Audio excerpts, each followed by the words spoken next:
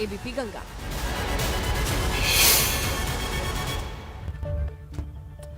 तो देखिए, इस तरीके से अब एक्शन की बारी है। चलिए अब सीधा रुक करते हैं हमारे सहयोगी शैलेश अरोड़ा का और उनसे जानकारी लेते हैं कि किस तरीके से आज प्लानिंग है, क्या क्या चीजें की जानी है, पाइपलाइन में क्या क्या चीजें जुड़ी हैं एक्शन के मद्देनजर। जी शैलेश।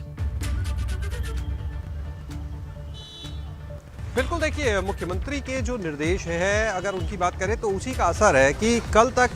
शाम तक जो गिरफ्तारियों का आंकड़ा था सामने आया। 237 गिरफ्तारियां हो चुकी है इन 6 जिलों में। अंबेडकर नगर में, सहारनपुर, प्रयागराज, सबसे ज़्यादा प्रयागराज और सहारनपुर में ही देखिए, तीसरे नंबर पर हाथरस में गिरफ्तारियां हुई। और जो अब मुख्यमंत्री के निर्देश हैं, देखिए बहुत ही स्ट्रेट फॉरवर्ड उन्होंने बोल दिया है कि फील्ड के जो अधिकारी हैं उनको पूरा अधिकार है कि स्थिति को देखें, उसके हिसाब से जो भी कार्रवाई करने की जरूरत लगती है उस पर वो तत्काल निर्णय लें और उसके हिसाब से कार्रवाई करें। जहां जरूरत लगती है धारा 144 को लागू करने के लिए भी मुख्यमंत्री ने साफ कह दिया है। इसके बाद जो अवैध संपत्ति है उसके ऊपर किस तरह से कार्रवाई करनी है, इसके लिए कुछ कहने की जरूरत नहीं है। बुलडोजर पहले से चलना चालू और आज भी चालू रहेगी बुलडोजर की कार्रवाई कि जो भी अपराधी है, माफिया है, जो लोग इसमें पुष्ट हो रहा है कि बिल्कुल क्लियर है, जिनके लिए बहुत ज़्यादा जांच की जरूरत नहीं है, उनके यहाँ अवैध संपत्ति पे बुलडोजर चलाइए। मुख्यमंत्री ने साफ कहा कि जो अवैध संपत्ति है उसका इस्तेमाल इन चीज़ों में हो रहा है, तो ऐसे में इन लोगों के यहाँ बुलडोजर चलता रहना चाहिए और आज भी वो जारी रहेगी कार्रवाई। इसके बाद अगर आप देखें तो मुख्यमंत्री ने जो एक कल बहुत अहम बात उठाई, वो ये उठाई कि सबसे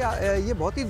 दुख की बात है, निराशा की बात है कि किशोरों को, यानी जो कम उम्र के जो युवा हैं, जो किशोर अवस्था के लड़के हैं, उनको इसमें बहकाया जा रहा है, उनका इस्तेमाल किया जा रहा है पत्थरबाजी के लिए और बाकी दंगों को और भड़काने के लिए। तो ऐसे मुख्यमंत्री ने कहा कि उन लोगों को आइडेंटिफाई करिए जो इन किशोरों को बरगला रहे हैं, गलत राह पर ले जा रहे हैं और उन पर कड़ी से कड़ी कार्रवाई की जाए, क्योंकि अगर एक व्यक्ति इस तरह का पकड़ा जाएगा तो तमाम जो किशोर होंगे उनको बहकने से रोका जा सकता है, गलत राह पर जाने से रोका जा सकता है। तो उसके लिए मुख्यमंत्री ने बिल्कुल स्ट्रेट निर्देश अधिकारियों को दे दिए हैं। इसके बाद अगर बात करते हैं, देखिए मुख्यमंत्री ने साफ तौर पर यह कहा बैठक में कि जो लोकल इंटेलिजेंस है उसका इस्तेमाल ज़्यादा से ज़्यादा करें और ये आशंका देखिए जताई गई है कि आगे भी इस तरह से माहौल ख़राब करने की कोशिश की जा सकती है। इस बात से इनकार नहीं किया जा सकता और ये बात बैठक में देखिए चर्चा में आई। तो ऐसे में मुख्यमंत्री ने ये बोला है कि अधिकारी जो है इसको लेकर जो लोकल यूनिट्स हैं उनकी सहायता ले, इसके अलावा जितना ज़्यादा हो सके इनपुट अपने पास इकट्ठा करें, जिससे आगे इस तरह की घटना को होने से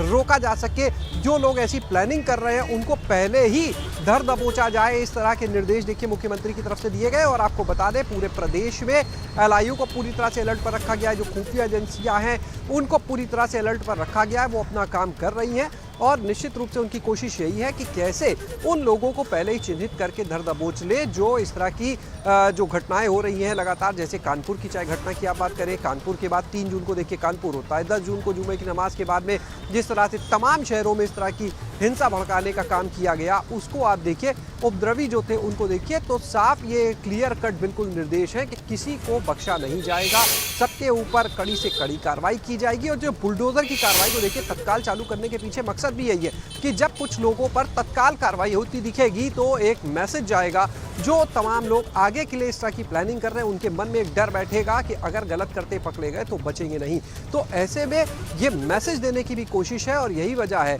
कि देखिए क्या होता है, आमतौर पर आप देखिए कानूनी प्रक्रिया जो है उसमें यही होता है कि अगर कोई दोषी होता है, कोई गलती करता है, उसके खिलाफ मुकदमा चलता है, कार्रवाई होती है, तो कहीं ना कहीं हौसले जो होते हैं बुलंद होते हैं कि ठीक है भाई केस चलेगा, कोर्ट में जाएगा, उससे ऊपर कोर्ट में जाएगा। लेकिन यहाँ पर जब तत्काल कार्रवाई शुरू हो गई तो उससे एक मैसेज जा रहा है कि अब सिर्फ केस नहीं चलता रहेगा बल्कि जो अवैध संपत्ति है उस पर बुलडोजर भी चलेगा। तो इसका जो एक मैसेज जा रहा है, कहीं ना कहीं आने वाले दिनों को ध्यान में रखकर ये माना जा सकता है कि जिस तरह से हर मोर्चे पर ऐसे लोगों की घेराबंदी करने की कोशिश की जा रही है, उनके बैंक खातों को देखिए सीज करने के लिए साफ तौर पर कहा गया है कि सबसे अहम ये है कि बच्चों के हाथों में पत्थर देखे गए और ये बच्चे